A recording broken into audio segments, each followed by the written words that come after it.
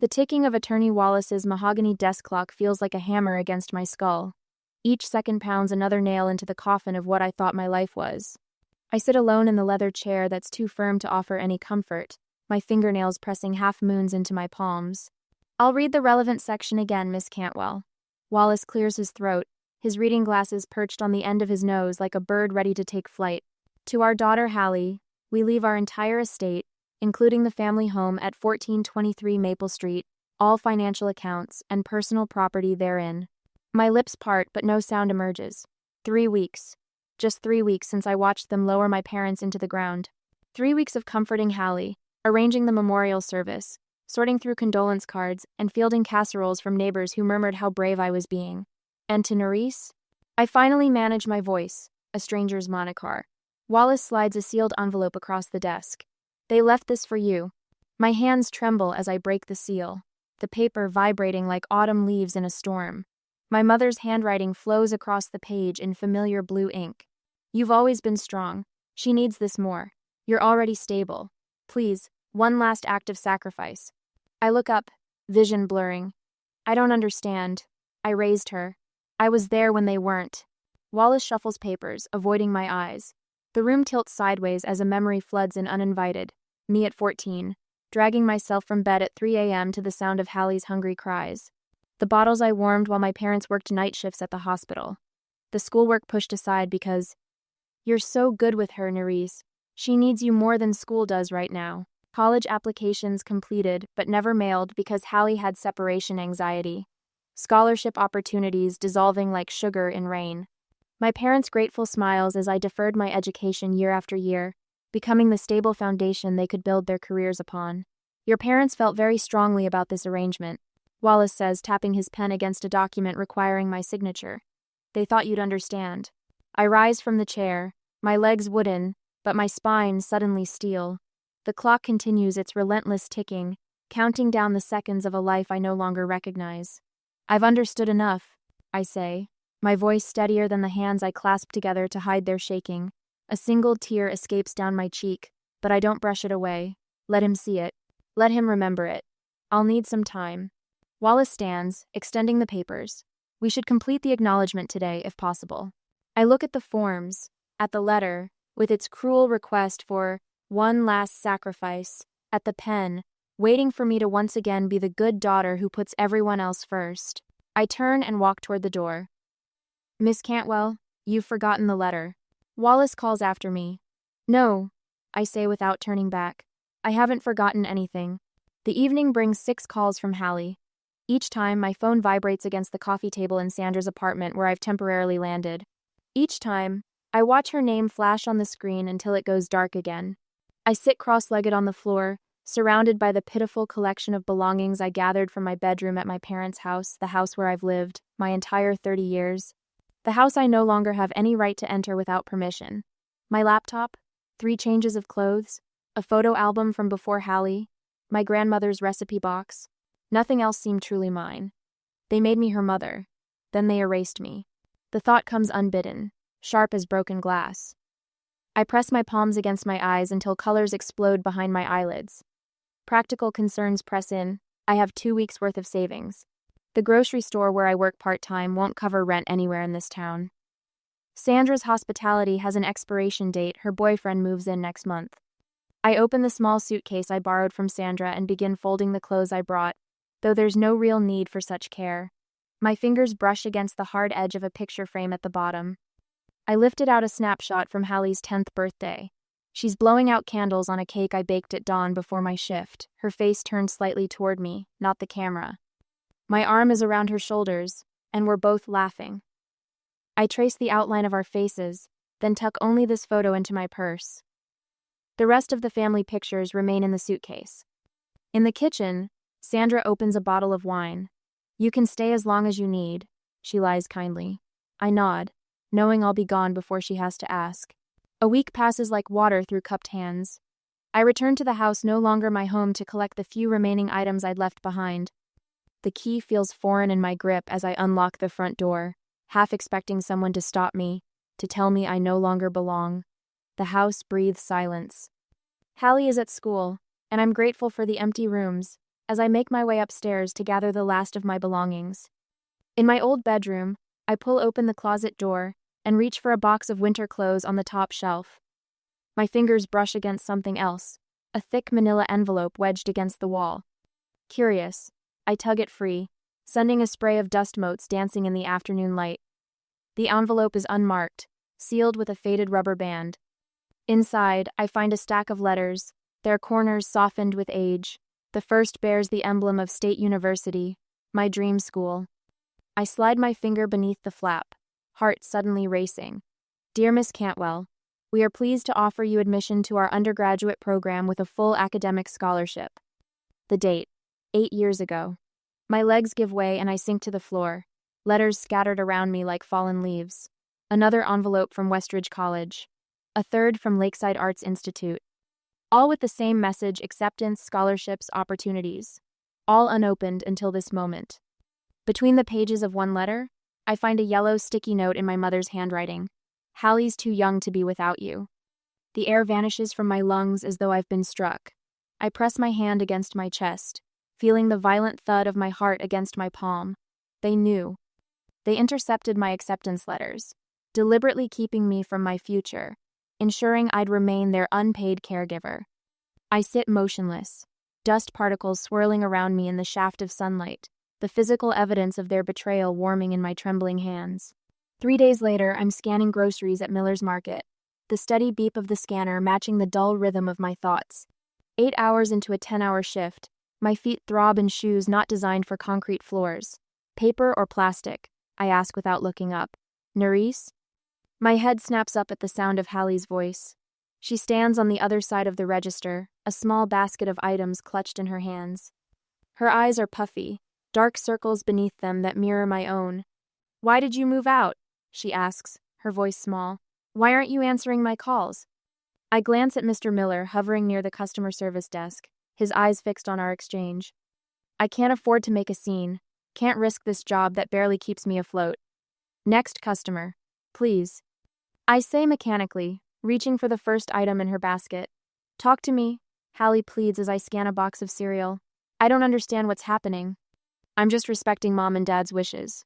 The words taste bitter on my tongue, but they told me. Her voice cracks. They said you'd always take care of me. I pause, a can of soup suspended between us. They said you promised to stay with me until I finished college. Tears spill down her cheeks. Was that a lie? The scanner beeps, shattering the moment. I finish ringing up her items, aware of Mr. Miller's watchful gaze, of the customers shifting impatiently behind Hallie. That'll be $27.58, I say, avoiding her eyes. At night, I lie awake on Sandra's couch, staring at the ceiling. 2 more weeks before her boyfriend moves in, and I need to be gone. My paycheck barely covers food and bus fare, with nothing left for deposits on an apartment. What little savings I had went to my portion of our parents' funeral expenses. I insisted on sharing despite Attorney Wallace's suggestion that the estate could cover everything. Tomorrow is payday, but after rent to Sandra I'll have $212 to my name.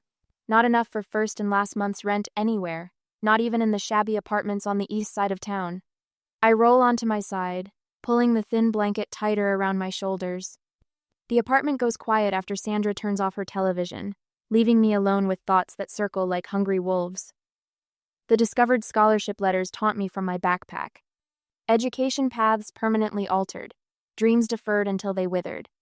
Years spent raising someone else's child instead of building my own life have left me with a fragmented work history and few marketable skills beyond stocking shelves and scanning groceries. A terrible thought surfaces from the dark waters of my mind. What if they were right? What if I am nothing without being her caretaker? I press my face into the cushion, but it doesn't muffle the sob that escapes me. The following Tuesday, Sandra accompanies me to view a tiny studio apartment above a laundromat. The space smells of fabric softener and has a shower with questionable water pressure, but the rent is manageable if I pick up extra shifts. I'll co-sign, Sandra says when the landlord mentions the credit check. I stare at her. You can't, if I can't make rent? Then you'll tell me, and we'll figure it out. She signs her name beside mine, a gesture so casual yet so profound I have to look away to hide my tears. That evening, as I unpack my few belongings in the tiny studio apartment. I wonder if I'm doing the right thing by keeping the truth from Hallie. Would telling her about the will only hurt her more? Or is my silence protecting the parents who failed us both? What would you do when the truth might damage the one relationship you still care about? I place the photo of Hallie and me on the windowsill, the only decoration in a room furnished with Sandra's cast-offs and thrift store finds. Outside, dusk settles over the street, people hurrying home to families and lives with foundations more secure than mine. The discovered letters remain in my backpack, evidence of a future that was never allowed to bloom. 3 days later, the phone rings for the third time today. Attorney Wallace's number flashes on the screen, persistent as a debt collector. I let it go to voicemail again. Miss Cantwell, please return my call. Hallie is struggling with the house management and bills. She needs your guidance. My thumb hovers over the delete button. Of course she's struggling. She's 17. She shouldn't have to manage a mortgage and utility bills while finishing high school. But apparently, that's what our parents wanted. The voicemail from Hallie's school counselor is worse. Miss Cantwell, I'm concerned about Hallie's academic performance. Her grades are dropping significantly, and she's missed several college application deadlines. Given your parents' emphasis on her education, I thought you should know. I press my forehead against the cool plaster wall of my tiny studio apartment. The irony burns like acid. The calls keep coming. Family friends I've known since childhood, their voices tight with judgment. How could you abandon her after everything? Mrs. Reeves asks, not bothering with hello. Your parents would be devastated. Even Pastor Miller appears at the grocery store during my shift, cornering me by the time clock. The congregation is concerned. He says, his voice low as my coworkers pretend not to listen. Family is a sacred responsibility, Nerys. My manager, Dale, calls me into his cramped office the next day.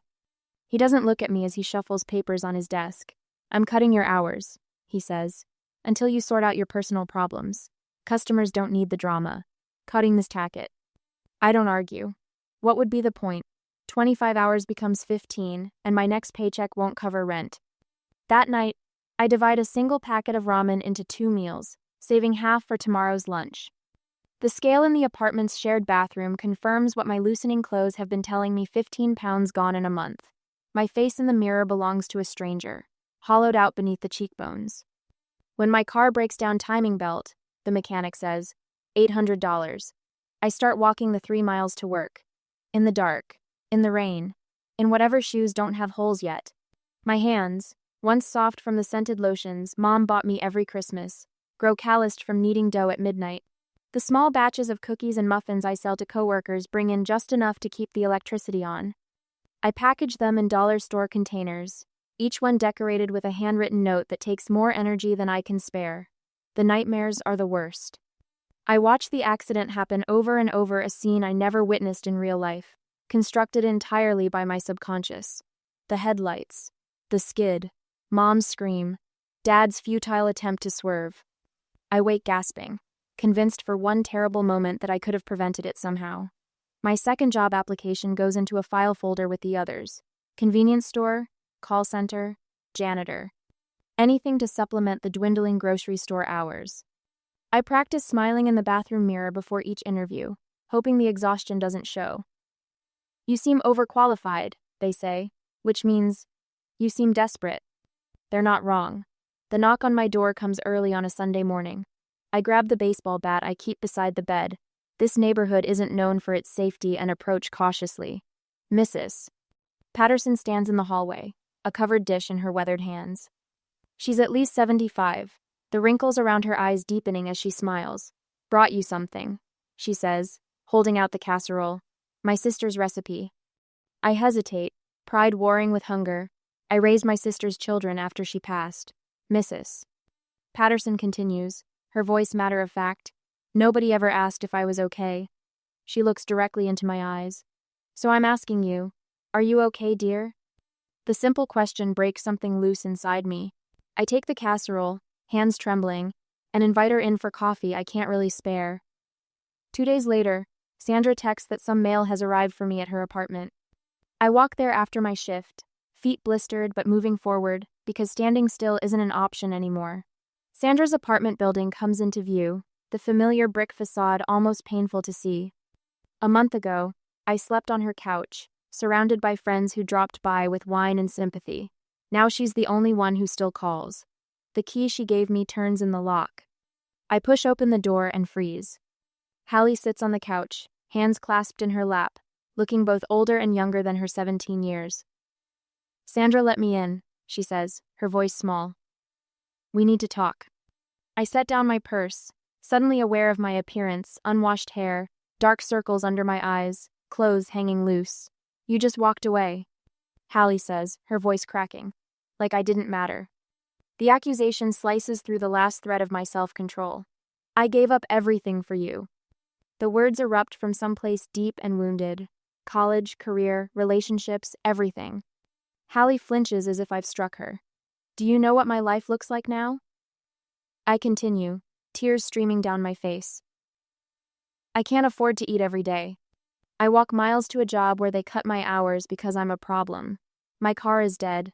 I sleep 3 hours a night between nightmares and worry." I sink onto the couch, shaking with the force of finally saying it all aloud. "I love you more than anyone, Hallie," I whisper. "That's why this hurts so much." She reaches for my hand, her own tears falling, and we sit in silence, broken only by the sound of shared grief. Later, as Hallie prepares to leave, Sandra slips me a business card. "Bakery owner," she murmurs.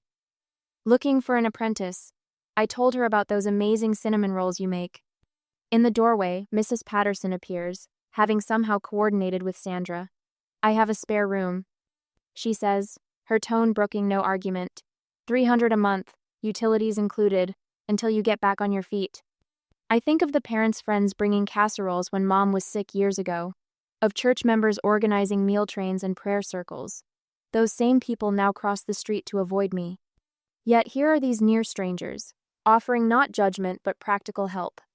I straighten my shoulders as I turn back to Hallie, my voice stronger than it's been in weeks. "I'll meet you at the house tomorrow." I tell her, "There's something you need to see."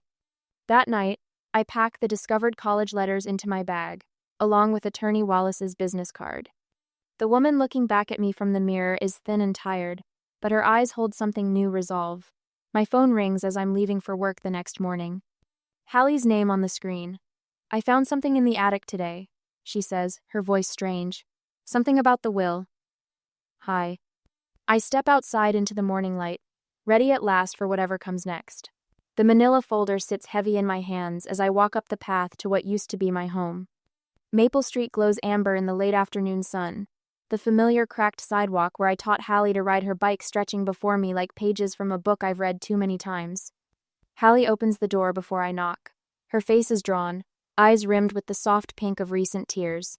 "You came," she says, stepping back to let me in. The house smells different. Not quite neglected, but changed as if it knows I don't belong here anymore. I clutch the folder tighter. I said I would. I move past her into the living room where I've spent 30 years of my life. The couch has been moved, angled toward the window instead of the television. One small rebellion. "I have something to show you," I say, sitting at the dining table where our family never quite managed regular dinners together. I open the folder methodically, the way I've practiced with Sandra. Things you should know. I spread the contents like playing cards, college acceptance letters with their congratulatory language still bright despite years hidden in a box. School records showing my absences each time Hallie had been sick. Photographs Mom and Dad never displayed me holding Hallie at her kindergarten graduation while they worked. Me helping with her science projects. Me braiding her hair before school. This was my life. I say, my voice steady, though my fingers tremble slightly against the tabletop. "I missed 63 days of high school my senior year because you had chronic ear infections. I deferred college 4 times. I worked part-time jobs with flexible hours so I could pick you up from school." Hallie stares at the evidence, picking up one photograph after another. "I don't remember this," she whispers, holding a picture of us at the beach, her tiny hand in mine while I taught her to jump waves. "You were 3. I slide a bank statement toward her. "This is my current situation. I have $342 in savings. My job pays $13.25 an hour. I'm renting Mrs. Patterson's spare room for $300 a month, which leaves me about $70 a week for everything else after taxes." Her eyes widen. "But what about..." Mom and Dad's life insurance went to the funeral costs. There wasn't much left. I take a deep breath. I'm not telling you this to hurt you, Hallie. You deserve to know our real story, not the version they wanted everyone to believe. She's silent, tracing her finger over a photograph where I'm helping her with homework, dark circles under my teenage eyes. The doorbell rings, sharp and intrusive. Hallie jumps. But I don't. Some part of me expected this. Attorney Wallace stands on the porch, his gray suit immaculate as always. Hallie called earlier. He says, brushing past me into the house with the confidence of someone who's never been unwelcome. She was concerned about your mental state. My mental state is fine, I say, following him back to the dining room where my evidence lies scattered. He glances at the documents, dismissive. I understand this is difficult, but your parents made their wishes clear. This, he gestures at the photographs, doesn't change anything legally. Actually, Hallie says, her voice stronger than I've heard since the funeral. It might. She crosses to the small desk in the corner and pulls out a folded document from the drawer. I found this in the attic yesterday, when you mentioned meeting me here. She hands it to Wallace, whose professional mask slips for just an instant. The other will, Hallie explains to me. The one that split everything between us, dated 8 months before they died. Wallace adjusts his glasses, clears his throat. This earlier document was superseded by one written just 2 months before the accident, Hallie interrupts. With no proper witnesses, just their signatures and yours. I watch Wallace's face, the slight flush creeping up his neck. I advised against it, he admits finally. The hasty execution. But they insisted Nerys would understand. My laugh sounds hollow even to my own ears. Understand what? That after raising their child, I deserved nothing? When Hallie asks if I want to contest the will, I hesitate. Would fighting for what was rightfully mine heal the wounds or just deepen them? Should I demand justice or find a way forward that preserved the only family I had left? The front door opens again. Sandra walks in without knocking, a tall man with kind eyes behind wire-rimmed glasses following her. Tom Alvarez? Sandra introduces him. The paralegal friend I mentioned, specializes in probate law. Wallace straightens his tie. This is a private family matter. Which is why I'm here, Sandra says, sitting beside me. I'm the closest thing to family Nerys has right now. Tom examines both wills, his fingers careful on the paper. The newer version has procedural problems, he says after a few minutes. Improper execution, no disinterested witnesses, and given the circumstances. He glances at my evidence spread across the table. Mrs. Patterson appears in the doorway next, bringing with her Dr. Collins from the hospital where my parents worked. I called James, she says. He saw how your parents treated you, dear. Dr. Collins nods solemnly. They relied on Nerys completely. The hospital offered family counseling twice when we noticed the pattern. They declined. The dining room feels suddenly crowded with allies I didn't know I had. People offering solutions instead of judgment. The probate court will review this, Tom says confidently. Based on the improper execution alone, we have grounds to challenge. Wallace's phone rings. He steps into the hallway to answer, his voice low but urgent. When he returns, his expression has shifted. My office would like to discuss a settlement option, he says carefully, to spare everyone the publicity of a contested will. Sandra squeezes my hand under the table. That evening, 3 people who criticized me at the grocery store last week call to check in and offer support. The church secretary who told me I was being selfish brings a casserole to Mrs. Patterson's house where I'm staying. Hallie finds me there after dinner, clutching a leather-bound book to her chest. I found Mom's journal, she says, her voice small. You should read it. She places it in my hands, her fingers lingering on the cover. It's all about how they couldn't have managed without you, how they never wanted you to know. I open the journal as she walks away, the weight of truth finally shifting from my shoulders to the pages where it belonged all along. On the confrontation day, Attorney Wallace arrives at the community center 10 minutes early, his leather briefcase gleaming under the fluorescent lights. Margaret Jenkins, my parents' closest friend for 20 years, walks beside him, her silver cross necklace catching the light as she surveys the room. Nerys? Wallace nods, setting his papers on the conference table with practiced precision. I've brought a compromise that should put this unfortunate situation behind us. I watch his movements, the careful arrangement of his fountain pen parallel to the edge of the document. My hands remain folded in my lap, steady now after weeks of trembling. A modest settlement, he continues, sliding a document across the polished surface. $15,000. More than fair, considering the circumstances. Margaret leans forward, her perfume, my mother's favorite, wafting between us. Your parents wanted Hallie protected near ice. You know that. Her voice drops to a whisper. They worried constantly about her future. The implication hangs in the air, but never about mine. This way, Wallace adds, tapping the paper, we avoid a lengthy court battle that could deplete the estate significantly. I study the settlement offer without touching it. $15,000. The price they've placed on my 30 years of sacrifice. I understand your frustration, Margaret says, reaching for my hand. I slide mine away before she makes contact. But dragging this through the courts, making these accusations public, you're dishonoring their memory. My throat tightens as she delivers the final blow. Your parents told everyone how you promised to always care for Hallie, how you insisted on it. The door opens behind me. Hallie enters with Sandra and Tom, their footsteps breaking the silence that follows Margaret's words. I reach into my bag and remove my phone. I didn't want to do this, I say, my voice steadier than I expected, but I recorded a conversation with Mom and Dad last year. Wallace straightens, alarm flickering across his face. I press play, and my father's voice fills the room. When Hallie's grown, it'll finally be your turn, Nerys. We promise. My mother's voice follows. You've given up so much. We'll make it right. I stop the recording and pull out a stack of yellowed notes from my mother spanning years. These are promises they made repeatedly. I place them on the table, arranging them in a neat row. Promises to help me go back to school, to support my dreams once Hallie was older. Sandra steps forward, sliding a folder toward Wallace. These are Nerys's financial contributions to the household over the past decade. Rent payments, utility bills, groceries, all from her minimum wage jobs while the Cantwells built their careers. Tom places another document beside it. And this is documentation of the hours Nerys spent raising Hallie while her parents worked, tracked through school pickup logs, medical forms, and parent-teacher conference attendance records. Hallie moves to stand beside me, her shoulder touching mine. We're not fighting each other, she says, her voice breaking slightly. We're fighting for the truth. Wallace examines the documents with forced neutrality, but I catch the slight widening of his eyes. I loved them, I say, gathering strength from Hallie's presence beside me. But love doesn't mean erasing myself. Not anymore. Wallace clears his throat, straightening his tie.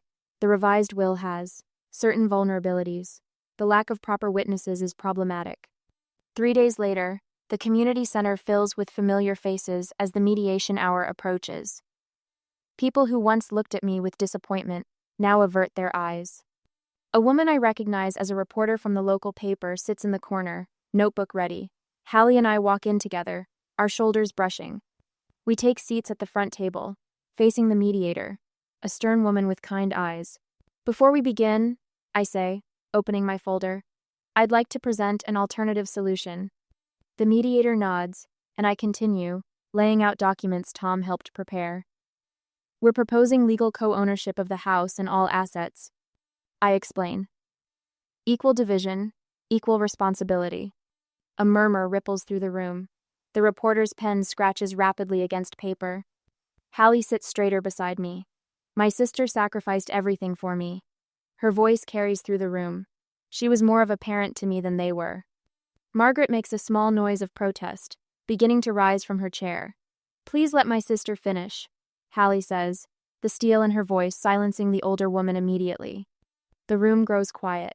People who once shook their heads at me in the grocery store now lean forward, listening. The pastor who suggested I was abandoning my duty now watches with troubled eyes.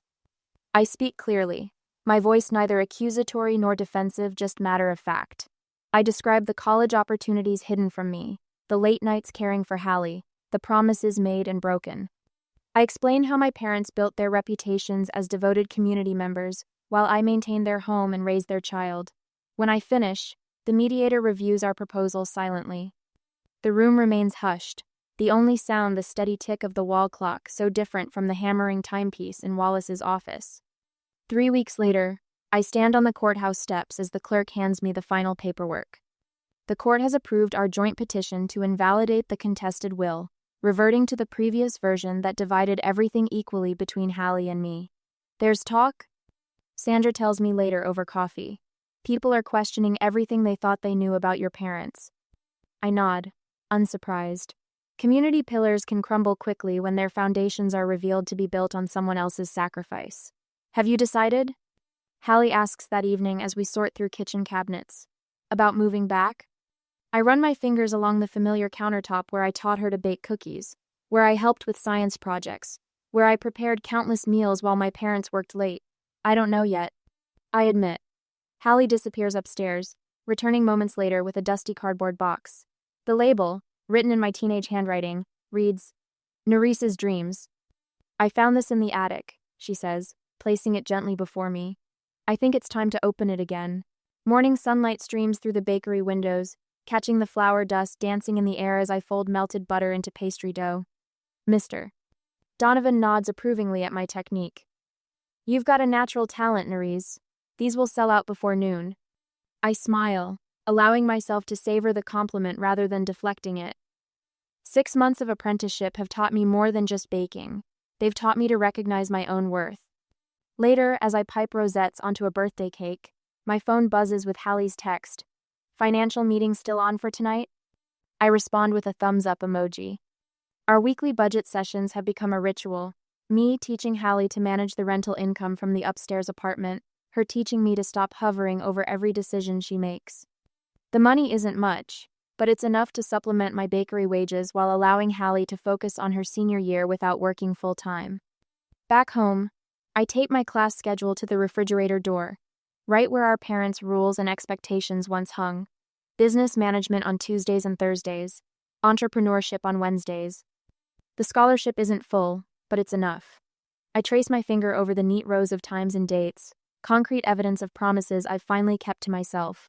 Your transcript came today, Hallie announces, waving an envelope as she walks into the kitchen. And I finished my essay for Northwestern. I wash flour from my hands, my stomach tightening with an old, familiar anxiety. College applications. The season of waiting, hoping, planning that I never experienced for myself. Want me to look it over? I ask, careful to keep my tone light. Please, but only if you have time. Hallie spreads her essay on the kitchen table. The interview's next week. I sit beside her, but not before grabbing my planner. I can help tonight, but I've got study group tomorrow, and Saturday is that bakery showcase. The words feel foreign but wonderful in my mouth boundaries, clearly stated. Not apologies disguised as explanations. I know your schedule, Hallie says, rolling her eyes but smiling. I'm not expecting you to drop everything. I'm not mom and dad. We work through her essay, side by side in the kitchen, where I once cut her sandwiches into stars because the extra effort made her eat when nothing else would. Same situation, different approach. I'm here because I choose to be, not because I have to be. Later that week, Sandra and Tom arrive early for the bakery showcase, helping me arrange display stands for my signature lavender shortbread and lemon tarts. Mrs. Patterson brings a handmade sign, Nini's Treats. Using the nickname only Hallie was allowed to call me as a child. To family we choose and boundaries we respect. Tom toasts with sparkling cider, his arm around Sandra's waist. Our neighbors from down the street, the ones who know our real story, not our parents' version, clap and cheer as Mr. Donovan announces my promotion to assistant baker. The following week after the showcase, on Sunday, Hallie holds the ladder steady, while I hang the sign above our renovated garage, Nini's Table Baked with Love. Below it, a smaller plaque reads, Est, 2025 Ampere Cantwell Sisters Venture. You still sure about me working weekends when I'm home from college? Hallie asks, squinting up at me. The business plan accounts for it, I answer, climbing down. Besides, the rental income covers most of your tuition. I stand back to admire our work, the converted garage that will become my first professional kitchen once I complete my degree next year. The sound of Hallie's laughter drifts across the yard as she texts photos to Sandra and Tom. As I put the finishing touches on my first professional kitchen, I wonder, is forgiveness always necessary for healing? Can we honor the complicated truth of those we've lost while still protecting our own hearts? What would you choose? The comfort of a simpler story, or the freedom of an honest one?